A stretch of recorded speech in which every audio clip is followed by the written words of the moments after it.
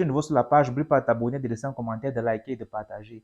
Si toi tu ne sais que tu veux partager, fais-moi signe en commentaire ou montre au prochain live nous raconter l'histoire. Donc, écoute attentivement s'il vous plaît.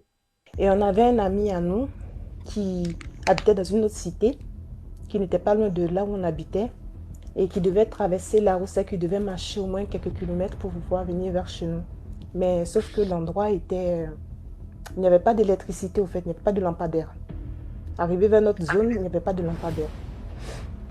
Et ce dernier-là, il venait nous voir souvent, on parlait, et souvent il arrivait que peut-être il rentrait chez lui 23 heures ou à 22 heures ou parfois minuit.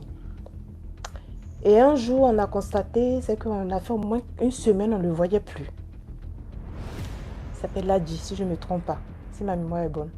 Donc un jour, on lui a demandé, mais il est venu un peu plus tôt. Donc c'était la première fois qu'on le voit un peu plus tôt comme ça.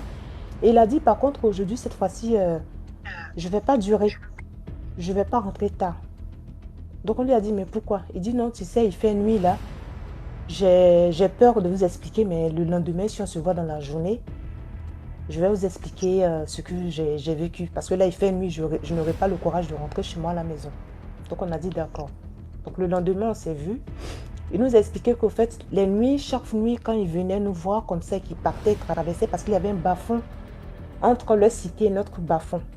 Et bizarrement, on a remarqué qu'à l'époque, chaque fois, il y avait des accidents sur cette voie-là. Les nuits, tout ça, il y avait des accidents. Et souvent, quand on demandait au chauffeur, le chauffeur disait qu'il voyait un gros serpent. Tantôt, d'autres disent que j'ai vu raconter d'autres choses, mais nous, on ne faisait pas attention. Et ce dernier-là nous explique que, au fait, chaque nuit, quand il se déplaçait, qu'il venait chez nous pour parler avec nous et qu'il partait chez lui, on l'avait remarqué. Les esprits l'avaient remarqué, lui, il ne savait pas. Qu'une nuit, il est allé nous voir, on a parlé ensemble avec toute la famille, tout ça, et qu'il est rentré. Quand il est rentré, parce que chez eux, ils ont une grande villa et puis il y a des maisons indépendantes. Et comme c'est un garçon, il a sa chambre à part. Et quand il est rentré dans sa chambre, il a vu une femme, c'est qu'au moment où il veut se coucher, il voit une femme qui est arrêtée, mais il ne pouvait pas voir le visage, mais elle était bien tout blanc avec de longs cheveux.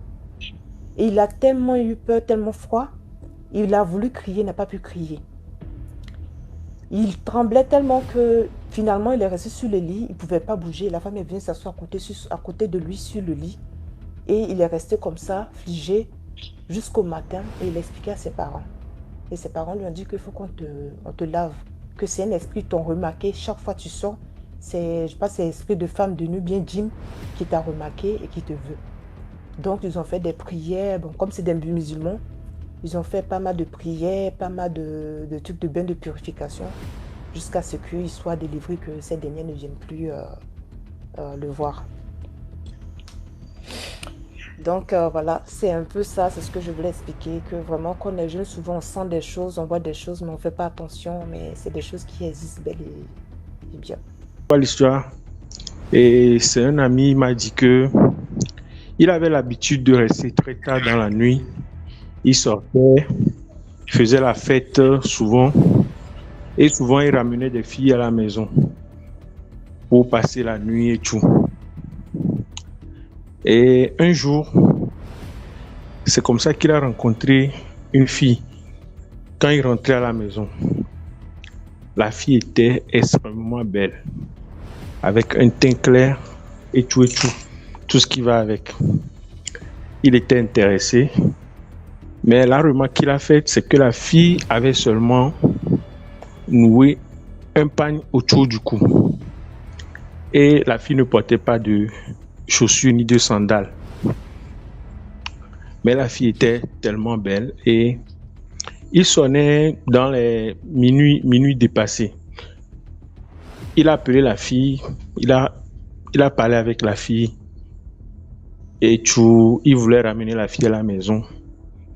La fille a accepté. Maintenant, ils étaient en train de marcher au bord d'un sentier qui avait quelques broussailles. Donc la fille lui a dit de l'attendre, qu'elle voulait uriner. Donc mon ami là était au bord du sentier.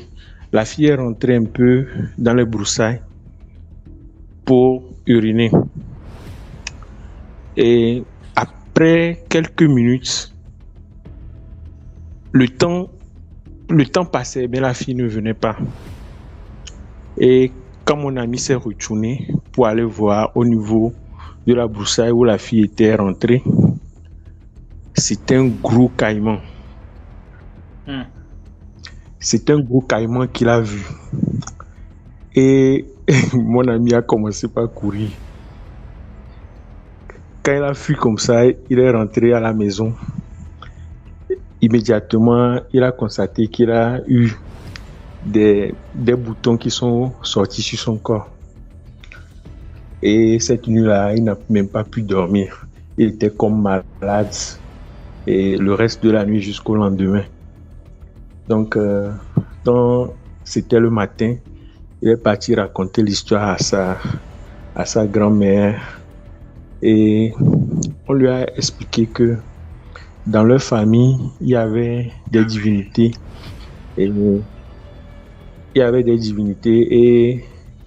Et ce caïman était un totem pour eux. Donc, c'était des divinités aquatiques, en fait. Donc, on lui a expliqué que peut-être que ces divinités-là étaient en train de le mettre en garde sur le fait qu'il sortait trop, il restait trop dans la nuit et tout et tout. Donc, c'était une mise en garde, en fait. Donc, il a dit que depuis tout ce temps-là, il a diminué.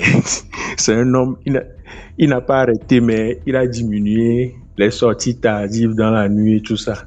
Donc, c'est la petite histoire que on m'a racontée. J'ai voulu partager avec vous.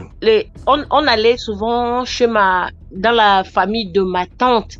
C'était à la frontière du Gabon parce que ma mère, elle était gabonaise et c'est papa qui était camerounais. Et chaque fois, on aimait aller chez notre tante qui était partie du Gabon pour se marier aussi au sud du Cameroun. Mais dans une forêt, dans un village.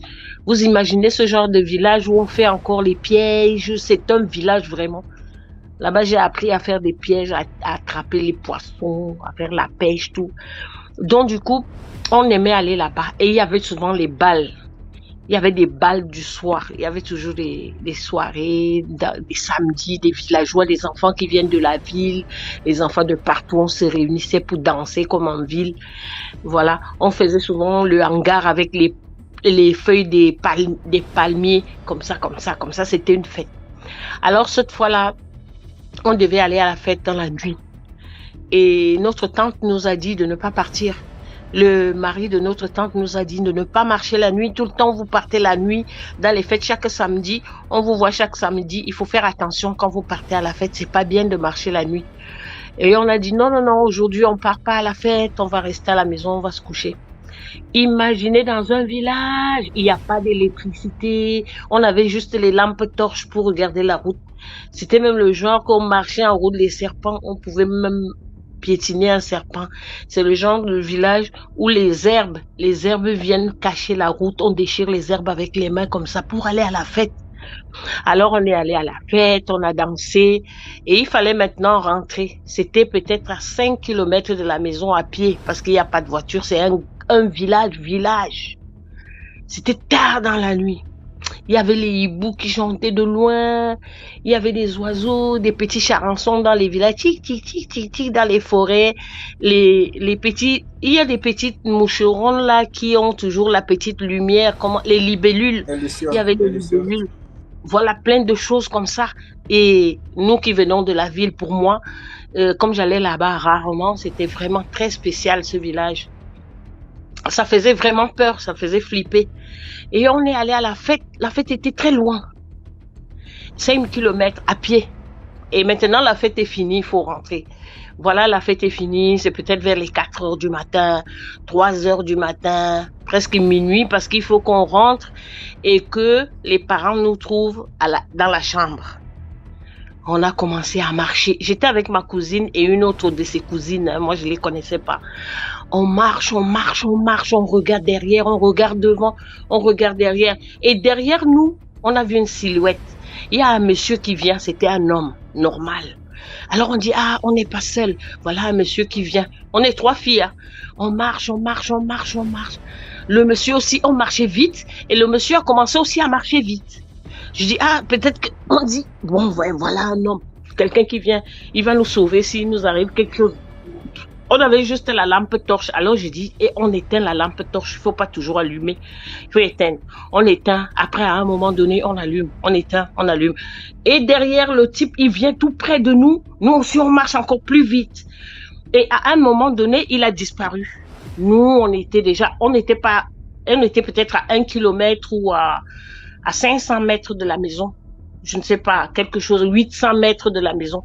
Le monsieur était derrière. À un moment donné, il a disparu. Et à un niveau, on a senti un grand vent qui est passé entre nous. Ouh, vraiment un vent qui, c'est comme si le vent soufflait comme ça, très fort. Les herbes même ont senti le vent. Nous-mêmes, on a senti le vent. Et après, à un moment donné, on regarde, il n'est plus derrière, il est devant. Hey, je dis, mais voilà le monsieur là-bas devant. Mais comment il a fait? Il est passé. Le monsieur est passé, le voilà devant. Et nous, on est arrivés à la maison. Et lui, il était déjà devant. Il est déjà passé tout droit là-bas devant. On ne sait pas quand est-ce qu'il est passé. Il était derrière, il y a eu un vent et il est parti devant.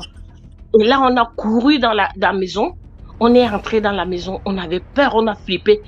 Même la cousine a dormi chez nous.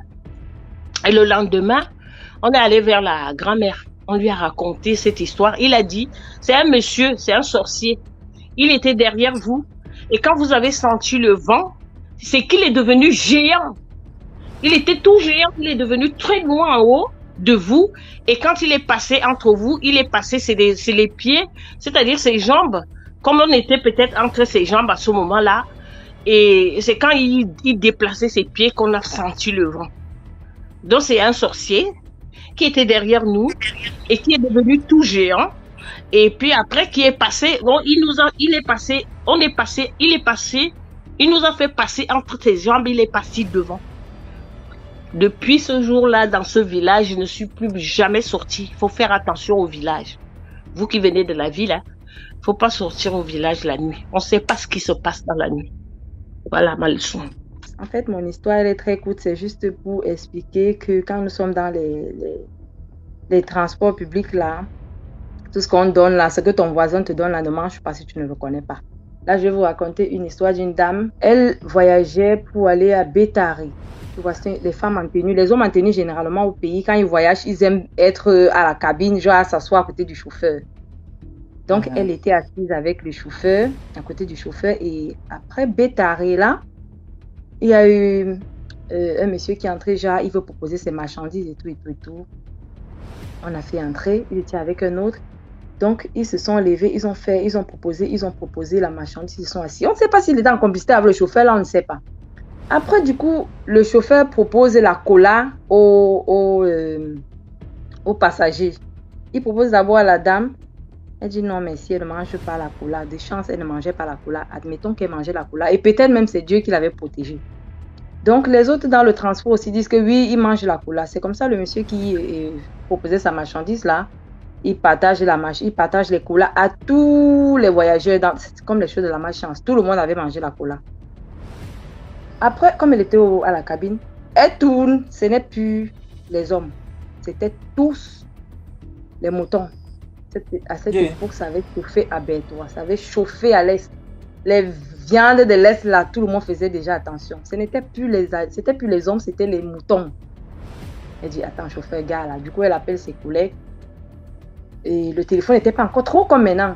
C'était un peu les gros téléphones des hommes en tenue, là. Déjà, tu parles juste pour trouver moi là-bas, poster tel.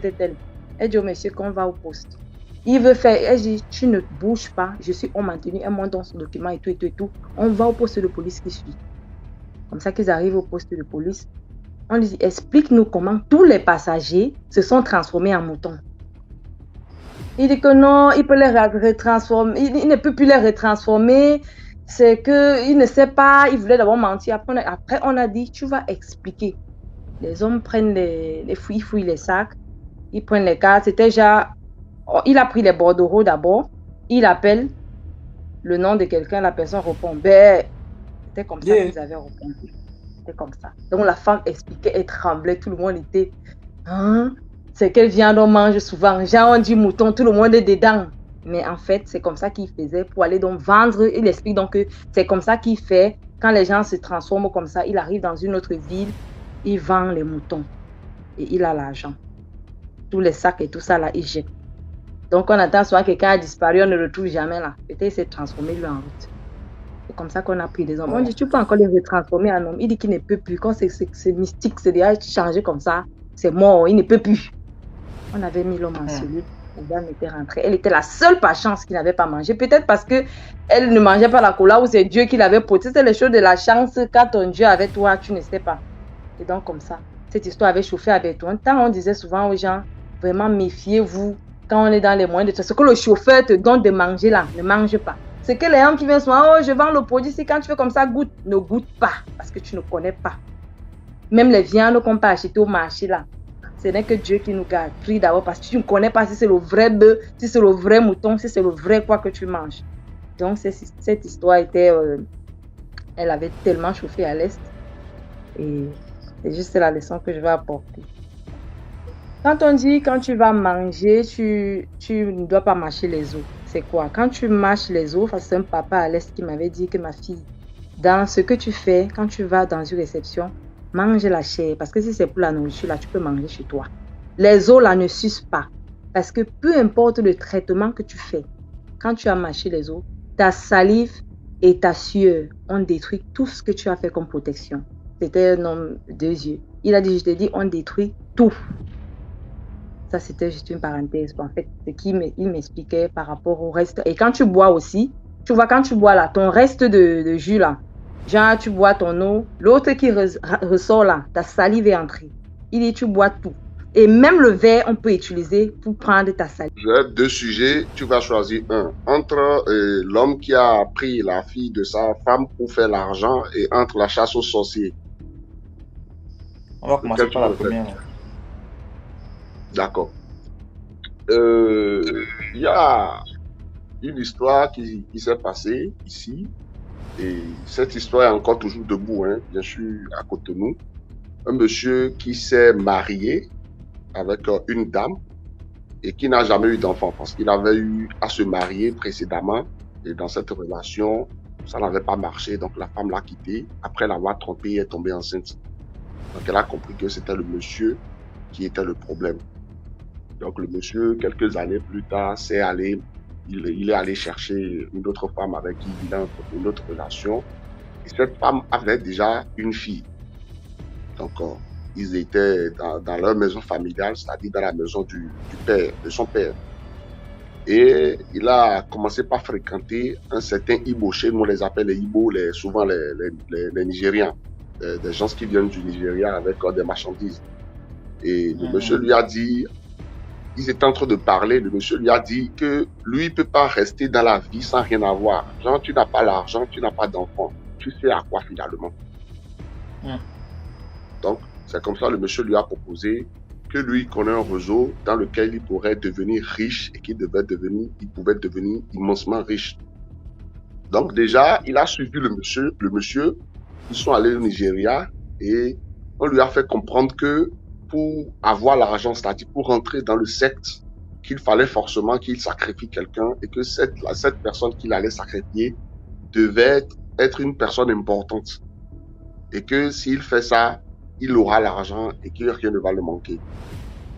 Donc effectivement, quand il est revenu, il a demandé à la fille de sa femme, c'est-à-dire il a commandé, quoi, il a envoyé la fille au marché. Et quand la fille est partie, il a suivi la fille et c'est comme ça qu'il a pris la fille, il est rentré au Nigeria avec. Ils ont pris la fille, ils ont fait des rituels et il a ramené la tête de la fille dans une calebasse. Ici.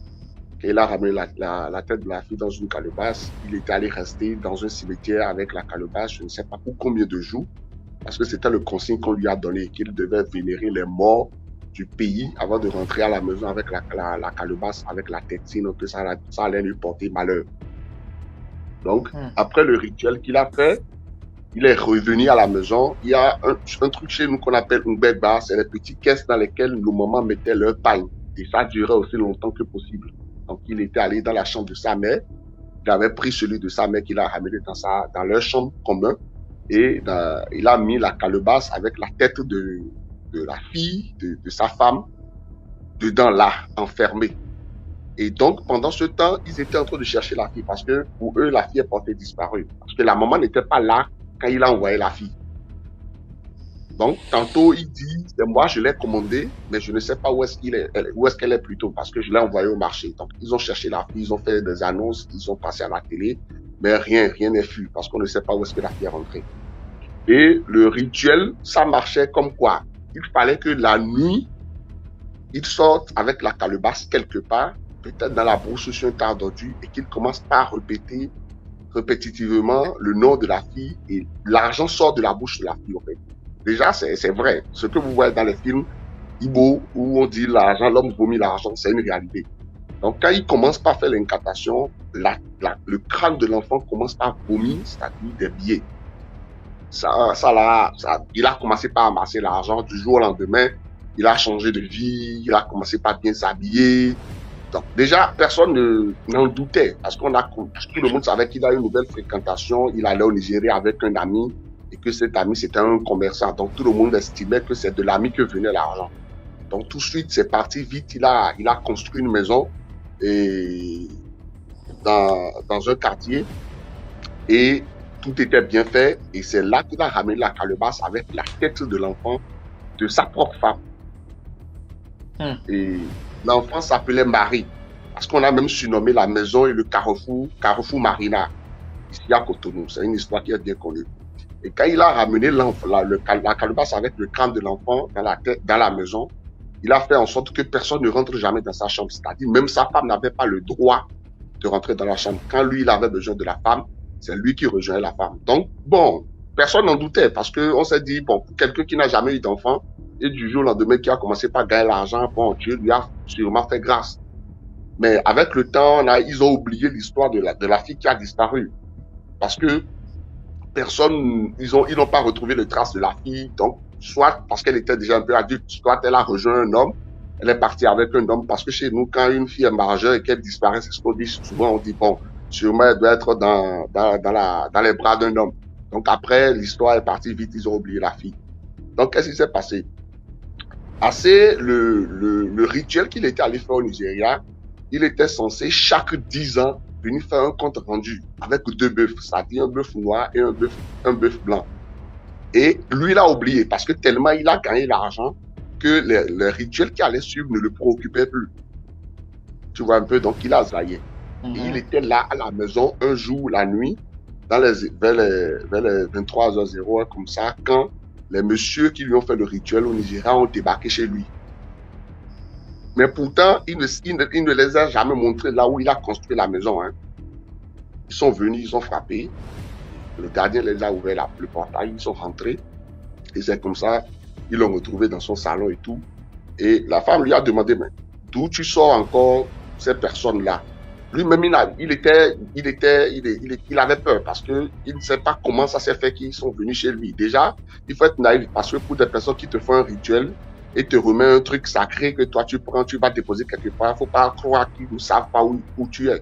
Ils sauront forcément là où tu es. Donc c'est comme ça, ils lui ont dit qu'il a manqué le délai et que ce soir, il doit forcément remplacer la tête, c'est-à-dire la tête de l'enfant. Vu qu'il n'est pas venu faire le compte qu'il devait venir faire avec les 2 bœufs, soit il va donner quelqu'un avec qui ils vont repartir pour recharger sa calebasse, soit ils vont partir avec la calebasse et il va devenir pauvre.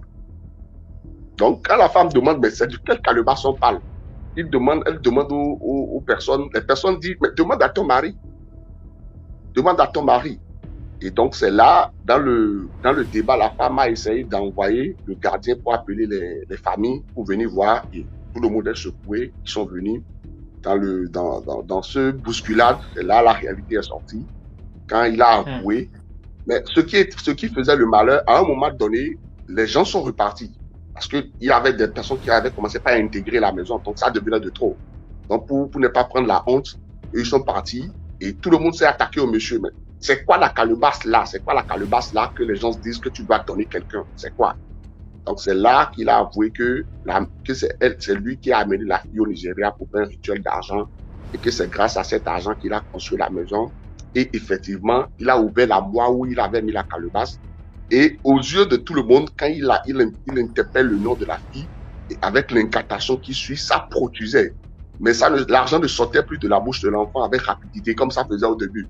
Donc ça devenait faible. Il a compris que les gens sont venus repartir avec l'énergie qui était là. Donc il a été tué, je vais dire, il a été tapé, parce que pour toi qui n'es jamais venu, tu es venu au monde, tu n'as jamais fait d'enfant. Et c'est l'enfant de ta femme que tu prends pour aller faire encore de l'argent. Donc ils l'ont tué et ils l'ont enterré dans la maison. Jusqu'à aujourd'hui où je te parle, cette maison, la personne arrive à habiter dedans. La maison est en plein air, hein. C'est un grand carrefour qu'on a même surnommé carrefour Marina à cause de l'enfant. Ils sont là, même les petites boutiques qu'ils ont louées, personne ne reste dedans. Il paraît que le nom de l'enfant sonne pas les murs dans le bâtiment, donc personne n'y reste. Donc ça, c'était une histoire mystique bien populaire du pays. Et... Deuxième histoire. Ah, deuxième histoire. La deuxième histoire, c'est une histoire c'est mon beau-frère. Un beau-frère à moi, parce que j'étais mariée à un Congolais. Alors, mon beau-frère, il était riche, il avait beaucoup d'argent. Il venait souvent chez nous. Quand il venait acheter les voitures en Allemagne, il passait à la maison tout le temps. Il portait mes enfants l'aimaient beaucoup. Il était vraiment près de tous les enfants. Donc, il faut faire attention. Mais moi, je n'avais pas peur parce que je me disais, je ne sais pas. Je ne savais même pas, je suis innocente. Donc, quelqu'un qui est innocent, il ne peut rien lui arriver, je crois. Et les enfants aussi. Donc, ce monsieur, il mangeait chaque fois qu'il venait ici, en Europe, pour acheter des voitures. Il avait les hôtels. Il avait tout au Congo. Alors, à un moment donné, il se peut qu'il était dans un truc, il a trempé dans quelque chose. Comme il avait beaucoup de choses, les Mercedes, tout, et les hôtels, il a trempé dans un truc. Parce que sa mère était d'abord décédée. Après, il a perdu une autre fille. Et à un moment donné, il disait toujours qu'il y a une réunion et c'est lui qui doit aller, c'est lui qui est responsable de la réunion, ce tour-là. Et on ne comprenait pas. Mais après, comme il causait beaucoup avec mon ex-mari, et il lui a dit que je ne comprends pas, parce qu'il parlait toujours tout seul. C'est-à-dire, quand vous êtes comme ça, s'il sort un peu dans les couloirs, il dit, mais donnez-moi encore un peu de temps. Je vous ai demandé de me donner un peu de temps. Et puis, quand tu veux regarder, tu dis, tu es au téléphone. Ah, mais non, je parlais tout seul. Il a commencé à parler tout seul comme ça. Il est dans sa chambre, il parle tout seul. Mais je vous ai dit, mais il est toujours comme ça. Quand il y a un petit bruit, il regarde. Quand il y a un petit vent, il sursaute. Quand la porte claque, il se regarde. Si seulement tu tapes un pied sur le sol, tac, il se retourne. Il avait peur tout le temps. Alors, mon frère, mon ex lui a demandé, c'est son cousin, il lui a demandé, mais qu'est-ce qui se passe? Pourquoi tu es comme ça? Avant, tu n'étais pas comme ça. Il dit, ils m'ont demandé quelque chose que je ne peux pas leur donner. Il dit, qui t'a demandé quoi? Il dit, non, eux là, tu ne peux pas comprendre. C'est que il faut que je donne quelque chose que j'ai pas envie, je ne peux pas donner cette chose. Alors, lui aussi, il est devenu suspect. Mon ex a commencé à réfléchir. Mais mon cousin, il me dit des choses bizarres. Mais pourquoi il me dit? Je dis, demande-lui. Il faut qu'il sache, s'il a un problème, qu'on sache. Il dit, j'ai proposé tout le monde, j'ai proposé à donner tel, ils ne veulent pas. Ils veulent juste celui que je ne peux pas leur donner. Alors, il avait un fils, il avait trop misé sur ce fils, il lui a donné des bonnes études, il a payé, le gars était loin, donc il se disait que c'est son fils qui allait l'hériter, qui allait conduire tout son matériel, tout son héritage et tout. Mais c'est cet enfant-là qu'on voulait. Alors il disait, je ne peux pas vous donner ce que vous voulez. Je n'arrive pas, je vous ai proposé tout, je vous ai tout proposé, mais vous ne voulez pas. Vous voulez seulement ce que je ne peux pas vous donner. Alors le temps est passé, 1 semaine, 2 semaines, il dit, donnez-moi encore 1 semaine, je vais résoudre le problème. 1 semaine passe, il ne résout pas. Après, il revient, il parle tout seul, hein, tout seul. Après, il dit, non, attendez encore un peu ce jour-là. On est parti, moi j'étais dans la voiture. On est allé le voir, c'est mon ex-mari qui est parti le voir au bureau. Et à un moment donné, il est sorti du bureau. Il est sorti du bureau, il est passé. Je l'ai même pas vu, hein, moi je l'ai pas vu. On a entendu les gens crier wow sur la rue. La balle est venue, d'où? Tac, dans la tête, un robinet de sang. Il est seulement tombé, tac. Le sang a fait comme si on avait versé, comme si on avait ouvert un robinet. Et la balle, on a cherché la balle, on n'a pas trouvé la balle. Donc c'est juste ça, mystique. Voilà, il est parti comme ça. Donc, bon, maintenant, moi, je suis plus de chez eux. J'ai divorcé, je ne connais plus comment ça s'est terminé, mais je sais que ça s'est terminé par un bain de sang. Il est pas compris sur la partie. Voilà, c'est ça. J'ai appelé mon père, en fait, pour lui redemander confirmation de toutes les histoires que je vais raconter ce soir. Et pour le moment, je vais en raconter que 2, mais ce sont des histoires très, très courtes. Et il m'a reconfirmé, bien, parce que ces histoires-là se sont passées chez nous, dans ma famille, et il y en a une qui me concerne, moi directement, en fait. Donc j'ai bien demandé confirmation à mon père qui m'a raconté les histoires tout à l'heure pendant qu'on était en live. C'est pour ça que je ne suis pas montée tout de suite, en fait. Voilà, donc la première histoire me concerne, en fait, elle est très courte. Et mon père, quand il était jeune, il a vécu longtemps à Douala et à Yaoundé, et il a vécu également à Biafra au Nigeria. Donc quand il était très jeune, il a travaillé là-bas, et après il est venu au Bénin. Il a commencé à faire du commerce et tout ça, de l'importation et de l'exportation. Donc il travaillait avec des grands commerçants nigériens qui étaient quand même assez riches, très très riches. Donc un jour, il était au bureau, et puis il y a un commerçant qui est arrivé et qui lui a dit tu sais que tu peux être très très riche. En fait, tu es riche, mais tu ne le sais pas, en fait. Et mon père lui a dit mais comment ça, je suis riche et je ne le sais pas? Et il lui dit tu as une richesse dans ta maison. Tu as une richesse dans ta maison, mais pour ça, il va falloir que tu puisses développer cette richesse-là. Donc mon père lui demande mais de quoi tu parles? Et il a dit tu as une petite fille. Tu as une petite fille qui peut t'aider à devenir très très riche. Et il s'agit de moi, en fait.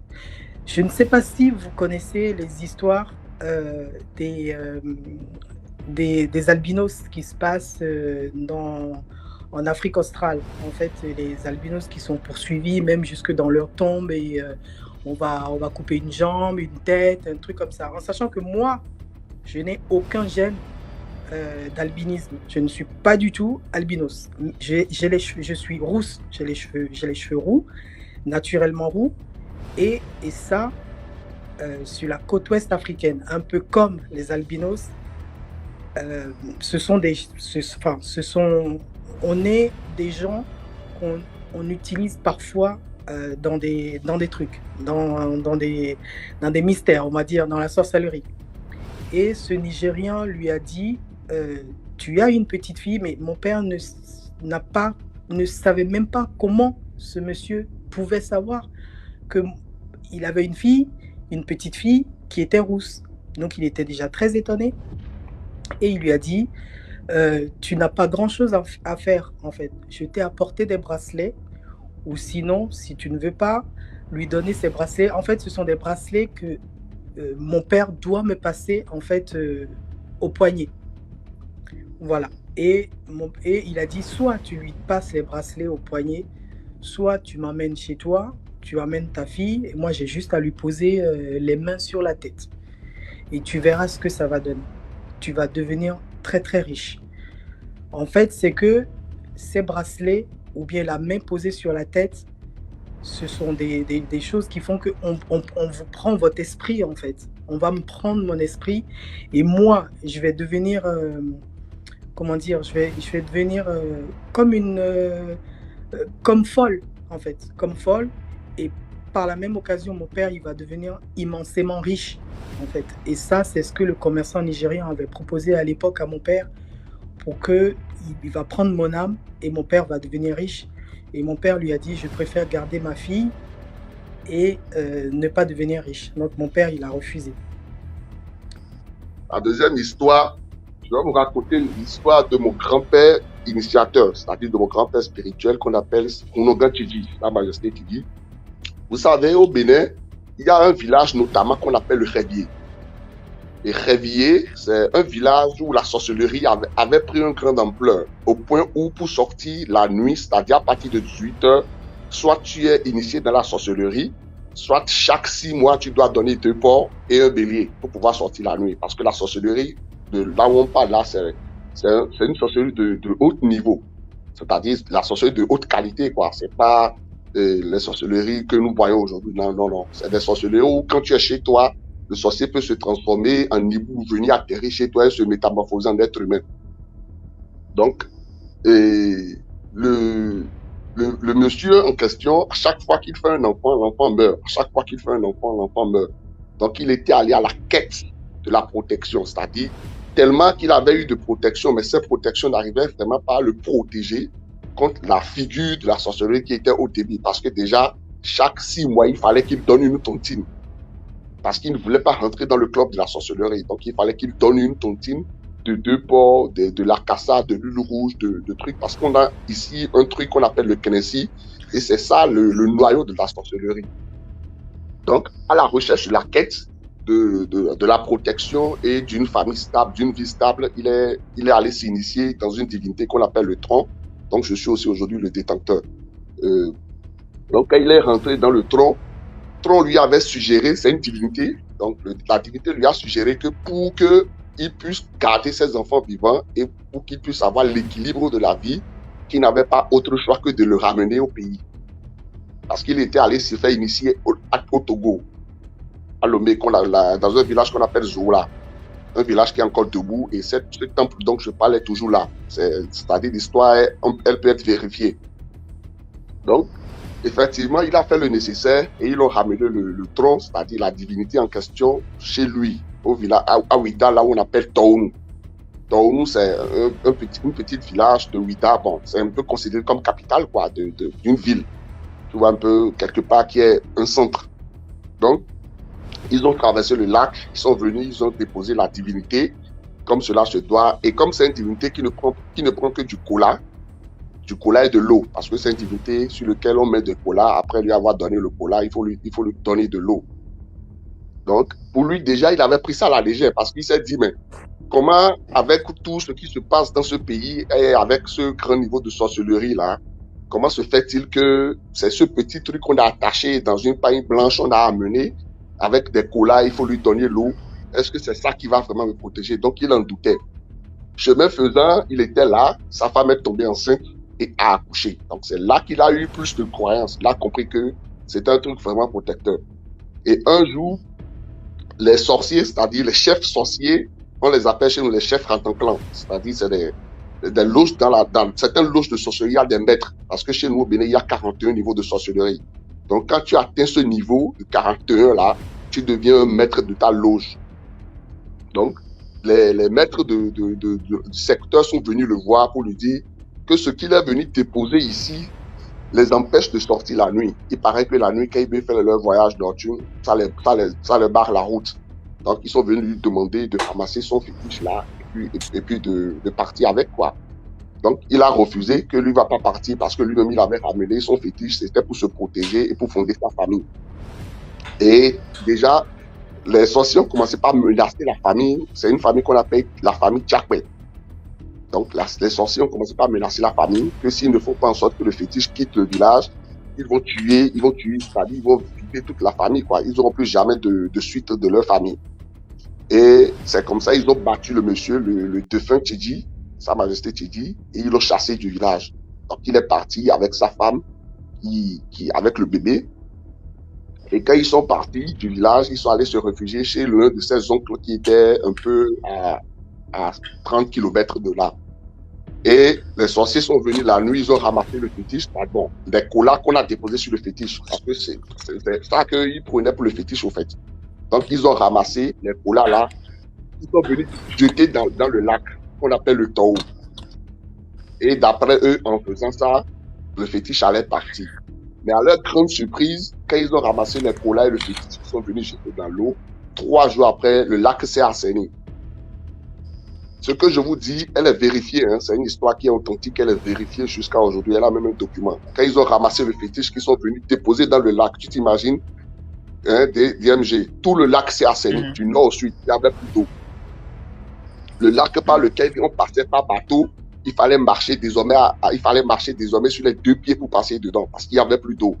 Et comme il n'y a plus d'eau, on ne peut plus boire d'eau. Donc la soif a commencé par ronger le village. Et il y avait aussi la variole qui avait déclenché. Donc ils ont fait appel à un Bokono pour savoir qu'est-ce qui se passait. Donc le Bokono les a dit, chez nous le Bokono c'est un consultant, un prêtre de phare. Le prêtre du phare les a dit qu'ils ont commis un acte très grave. Qui va nuire non seulement le village, mais qui risque de nuire la nation. Et il y avait le roi du Dahomey, Agoli Agbo, en son temps, qui avait remarqué le phénomène et qui a demandé aussi qu'on projette le phare pour savoir pourquoi tout un lac s'assainit. Parce que le lac ne s'est pas seulement assaini à Tao, mais ça s'est assaini de toute la ligne. Donc c'est là, ils ont cherché, ils ont compris que ça venait du Ouida et il a envoyé ses messagers pour qu'on aille comprendre pourquoi, qu'est-ce qui se passe dans le village, qu'est-ce que vous avez fait pour que le lac disparaisse. Et alors, quand les messagers sont venus dans le village, ils ont vu le roi de l'instant qui a expliqué que c'est le même problème qu'ils ont constaté, qu'ils ont fait aussi une consultation du phare et que le phare avait projeté qu'ils avaient fait une faute grave. Quelle est cette faute-là? Donc, en fouillant, ils ont remarqué que c'est le fétiche du monsieur Tchédji là, Tchak Pépé à son âme qui repose en paix, qu'ils ont jeté dans le lac et a fait disparaître le lac. Et qu'est-ce qu'il fallait faire? Le phare a demandé qu'on ramène le monsieur. C'est-à-dire, si le monsieur revient avec le fétiche dans le village, que l'eau va revenir et que la paix va revenir. Parce qu'en son temps, la rivière avait assaini, il pleuvait plus. Donc, disons que il y avait plus de quoi vraiment manger et de quoi vraiment se cultiver. Donc, il y avait beaucoup de malades et plus de morts qui se multipliaient. Donc, c'était quelque chose de plus fort que la sorcellerie qui avait répondu maintenant à l'appel de la sorcellerie. C'est-à-dire, ils ont trouvé garçon, quoi, comme le dit dans le jargon français. Donc, c'est comme ça, ils sont allés chercher le feu Onogan Tchédji qui est revenu. Donc, quand lui, il est revenu, puisque lui ne savait même pas qu'ils ont ramassé son fétiche. Donc, quand il est revenu, c'est là qu'il a remarqué qu'ils ont ramassé tout le cola et qu'ils ont tout cassé. Donc, lui, il était initié, mais il n'était pas avancé dedans. Donc, il fallait qu'il fasse recours à celui qui est venu l'initier, à celui qui a apporté la divinité Tron là. Et c'est comme ça qu'il les a expliqué que ce n'est pas de sa faute, que lui ne connaît rien. Mais ce qu'ils vont faire, c'est-à-dire, ils iront voir Toinviadi à Azola, au Togo, et c'est lui qui décidera de comment ça va se passer. Et ils ont envoyé une délégation, les rois qui avaient l'ordre en son temps, les messagers ont envoyé des messagers pour aller convoquer Toinviadi. Et quand ils sont allés voir Toinviadi, personne n'a aussi, Toinviadi les a dit que lui, on ne le convoque pas, mais qu'on l'invite. Que si on le convoque, lui, il ne viendra pas, que rien ne va l'arriver, parce que il sait sur quoi lui il est assis. Donc, c'est sur ça ils se sont tiraillés parce qu'on a dit, comment on te convoque, tes rois te convoquent, tu ne veux pas venir. Il dit non, on ne peut pas me convoquer. Si on m'invite, je viendrai. Donc, finalement, ils n'ont pas eu le choix que de céder à sa requête et en l'invitant. Et lui, il a exigé qu'avant qu'il ne se déplace, il va prendre des colas blancs, des colas rouges et un bélier. Parce que c'est ça que le fétiche mange. Ils lui ont donné tout ce qu'il avait demandé et il est venu. Le bélier qu'il a pris, quand il est venu, il a traversé l'espace du lac et qu'il est revenu de l'autre côté. Il a demandé qu'on creuse un trou. Il a mis les colas dans le trou et il a tué le bélier dedans. Et quand il a fini de tuer, il a dit de fermer parce qu'il avait fait des prières. Et c'est là qu'il est retourné maintenant s'asseoir là où il avait déposé le fétiche Tron. Il paraît que quelques temps après, la pluie a commencé par goûter. Ça avait commencé par goûter jusqu'à ce que la pluie commence et le lac s'est recouvert, la terre s'est recouverte. Et le même espace de lac où on était passé à pied, il fallait forcément un bateau pour retourner de l'autre côté. Et les sorciers ont compris que cette fois-ci, là, on n'a pas affaire à quelque chose de léger, parce qu'ils arrivaient à contrôler tous les fétiches. Quand tu amènes ton fétiche et que tu déposes, eux, ils arrivent à contrôler, ils prennent, c'est comme un piratage de système, quoi. Ils vont rentrer dedans tout de suite et ils vont retourner le fétiche contre toi. Mais cette fois-ci, ils ont trouvé quelque chose de plus fort que eux. Et ils ont commencé par jeter des sorts au monsieur, au Tchédji et à Toinviadi. Il y a une cérémonie qu'on appelle le Weta. Donc, le fétiche avait exigé à Tchédji qu'après cela, il n'aura pas le choix que de faire la cérémonie du Wetanou pour être protégé. Parce que ce qui va arriver sera maintenant au-dessus de sa capacité, à moins qu'il fasse la cérémonie. Donc, quelques mois après, ils ont constaté que le bébé, c'est-à-dire l'enfant qui venait de naître, quelque temps avant qu'on le renvoie du village, est tombé malade et a failli mourir. Donc, c'est comme ça, il a couru dans tous les sens, ils ont fait la cérémonie. Le jour où Sa Majesté Toynbia est venu pour la cérémonie, il a dit Ebolea, Ebomulewa, Zemuleo, ça veut dire il n'y a pas de gris, il n'y a pas de sorcellerie. Et il les a dit ouvertement que si quelqu'un a la sorcellerie et que la personne se sent puissante, que la personne peut venir l'essayer. Et si quelqu'un a du gris-gris, c'est-à-dire si quelqu'un a un fétiche qui est plus puissant que son fétiche, que la personne n'a qu'à essayer et que lui peut donner un délai de mois à cette personne-là.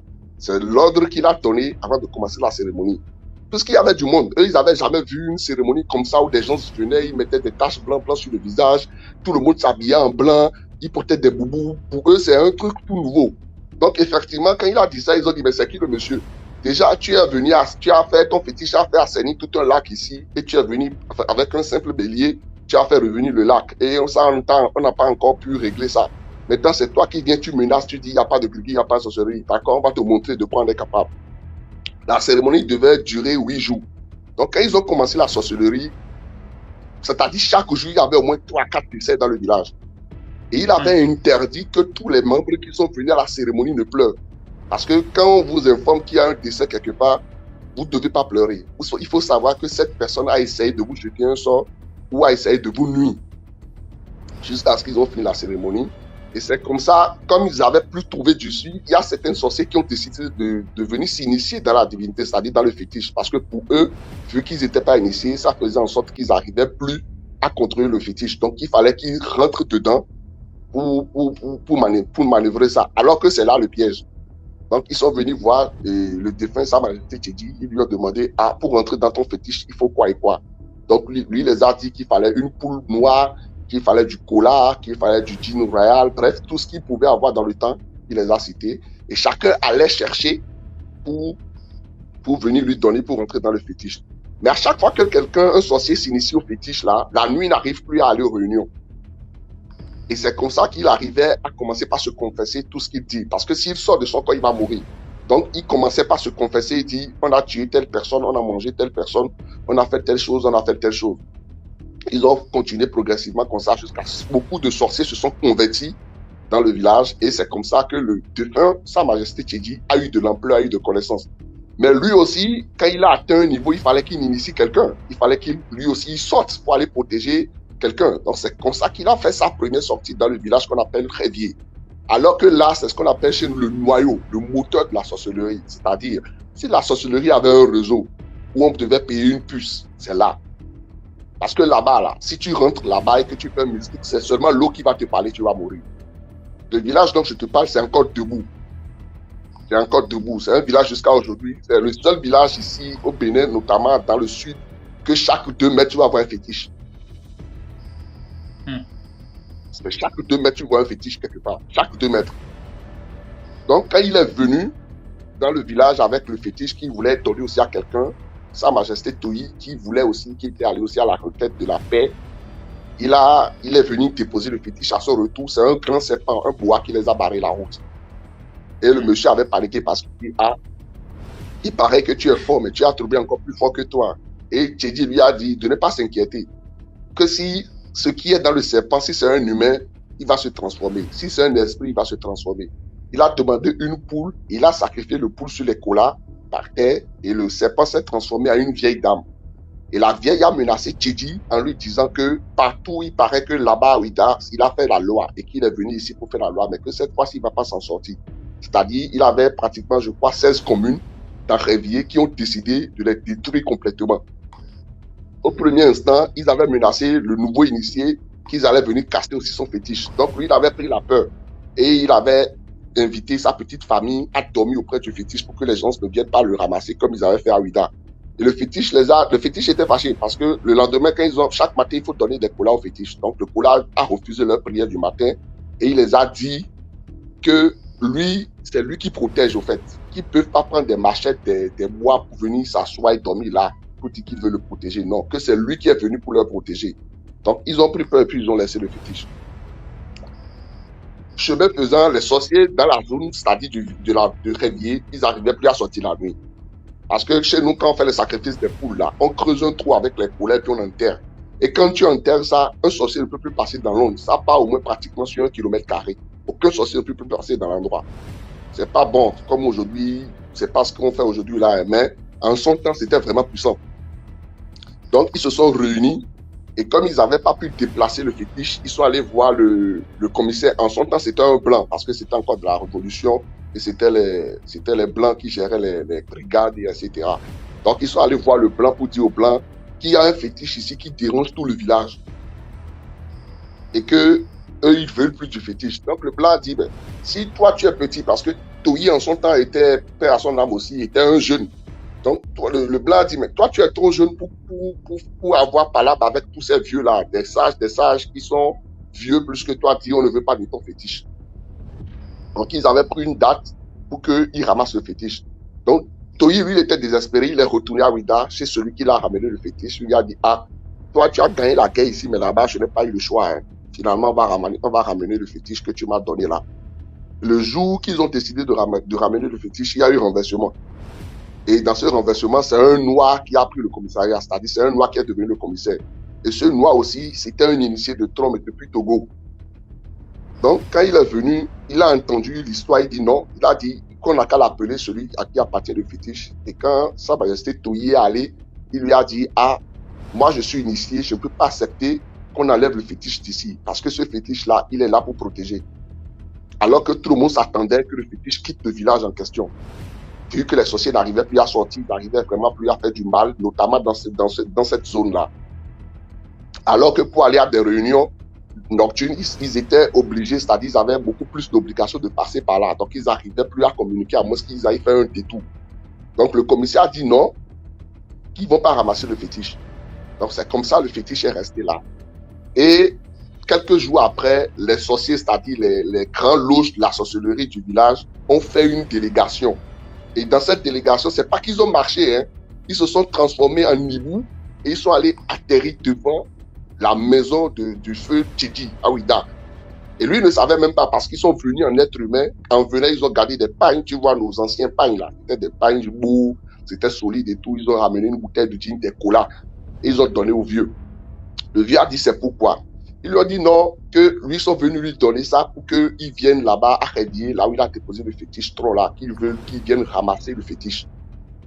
Je lui ai dit, mais moi j'ai dit à déposer le fétiche. Si vous voulez que le fétiche quitte là-bas, vous allez retourner voir celui qui a installé le fétiche dans sa maison pour protéger sa famille. Vous allez lui dire que vous ne voulez pas du fétiche. C'est ce que vous allez faire. Parce que jusqu'à là, lui ne savait pas encore que c'est les sorciers. Alors que quand ils sont venus, lui, il les a partagé le cola. Le cola qu'on mange chez le fétiche, lui, il a pris, il les a partagés. Ils ont pris, ils ont mangé. Parce qu'ils se sont dit qu'ils vont pouvoir l'atteindre comme ça s'ils refusaient. Donc, quand ils ont essayé les trucs sur lui, ça ne passait pas. Il a décidé, bon, de les raccompagner un peu dehors. Et c'est une fois arrivés dehors, ils se sont transformés tous en oiseaux, c'est-à-dire en hibou, devant lui, hein, et puis ils sont partis. Et ils sont rentrés chez eux. Quand ils sont revenus 2 jours après, ils sont revenus encore chez le nouveau, et ils lui ont dit, bon, que ce qu'il va faire là, voilà que lui, il a amené un fétiche dans le village et qu'il les empêche de manger. Et puis, il y a Sa Majesté qui les a dit, allez tuer des chèvres pour manger. Pourquoi c'est la viande humaine que vous voulez manger? C'est les chèvres qu'il faut manger, c'est pas les humains qu'il faut manger. Donc, ça a été une grande lutte et ce fétiche-là qu'il a amené, tellement les gens sont crus parce qu'ils ont vu une puissance. Ça, c'est aujourd'hui partagé dans tout le Rédier. C'est vrai, aujourd'hui, lui aussi, il n'est plus là, mais il a été un grand mentor dans le culte du tronc, lui et Sa Majesté et Tchedi. Toyi et Tchedi, ils étaient devenus une famille, mais ils ont souffert parce que la chasse à sa sorcellerie, c'était pas facile. Tu vois un peu, pour des personnes qui étaient tout comme, ils étaient contre tout un village, mais c'est pas un village ordinaire, des personnes où 90% sont tous des sorciers. Et pire, c'est que l'un des enfants de Toyi était encore allé arracher la femme d'un sorcier. Tu t'imagines ça? Toi, ton père prie pour que tu vis. Toi, c'est la femme de sorcier qui te plaît.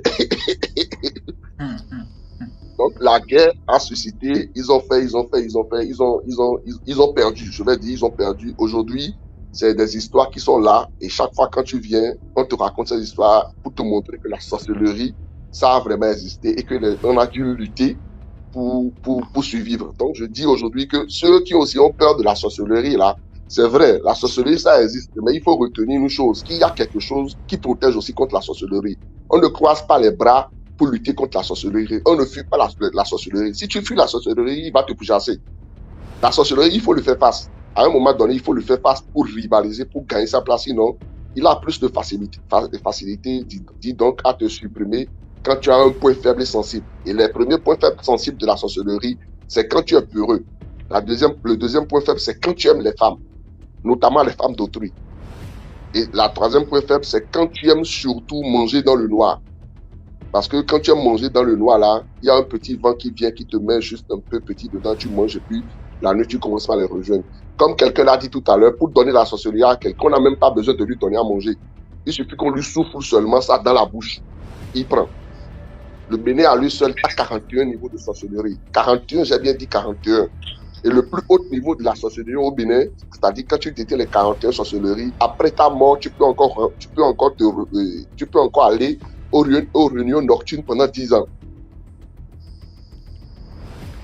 C'est-à-dire, même après que tu sois décidé qu'on t'enterre, tu pourras continuer à aller aux réunions nocturnes pendant 10 ans. Quand tu arrives à atteindre les réunions nocturnes pendant 10 ans, quand tu arrives à atteindre les 41 niveaux de sorcellerie.